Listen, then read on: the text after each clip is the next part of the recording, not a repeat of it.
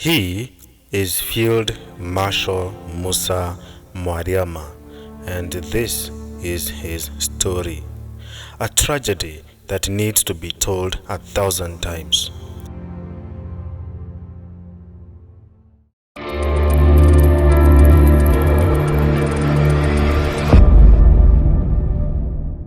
Mwariama was a courageous leader of the Mau Mau resistance.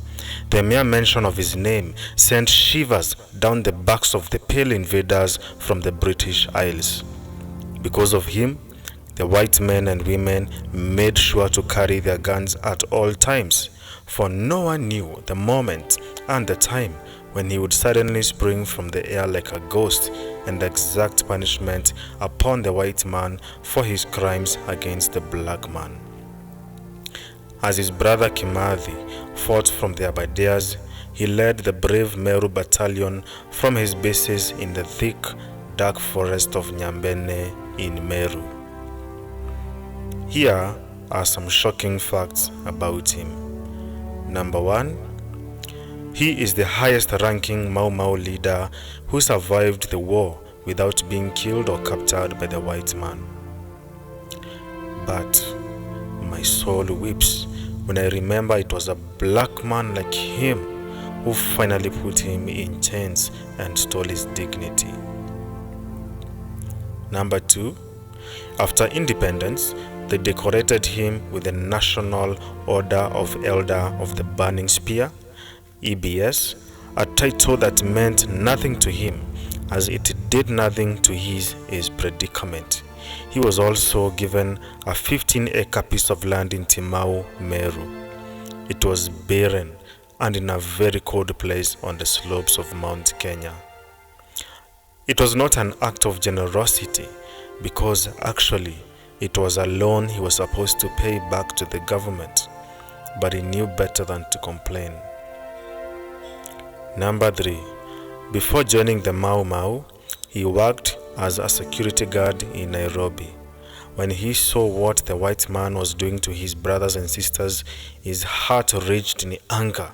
He took the oath, grew his hair long, and joined the movement to fight for the liberation of Kenya from the white man who had stolen our freedom, pride, and land.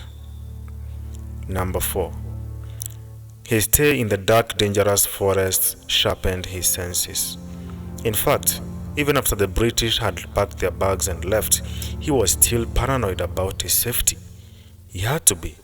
There was another oppressor in town, and he was more ruthless and cruel than the white man could ever be. He was black, like him. Number 5. Post-independence Kenya did not favor people like him, former freedom fighters. But despite the humiliations that he and his fellow freedom fighters faced at the hands of local authorities, he still urged his army to accept whatever resettlement land was offered to them, however small. In fact, he accepted the same size of land as his soldiers received. Talk about humility. Number 6. While the others were given land and government positions in Nairobi, he was handed a pathetic job as an assistant chief. He later resigned. He couldn't take the humiliation anymore. Number 7.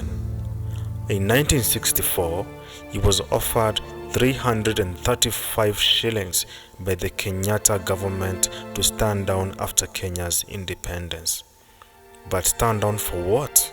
He asked himself.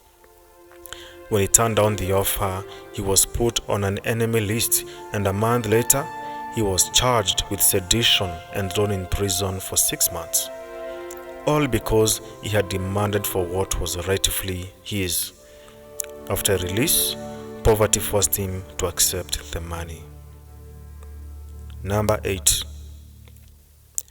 One day in 1989, in the grasslands of Ukambani, a friend he was traveling with was bitten by a poisonous snake. In an instant, he started sucking the poison out from his leg. His friend survived, but he died that day. Little did he know that he had a cavity in his tooth, a final act of sacrifice. His burial in Kambogo village in Timau was a very low-key affair. Number 9. He died poor, and his children did not even get an education. As we fought for the nation to get independence, our families were humiliated by colonialists, houses were burnt, and our property, including cattle, was seized. What is even more painful is that even after getting out of the forest and having independence, we have nothing to show for it. Lastly, I can bet you 1,000 times over that Mwariama still turns in his grave in deep resentment at how badly the post-colonial government treated the Mau Mau. It is an abomination that the very people who shed blood and endured a hard life fighting in the forest were later humiliated, imprisoned, and even killed like his brother Baimonge. I hope one day the land will be cleansed of this abomination, that the children of the Mau Mau will finally reach the promised land, and then finally his soul will rest in peace.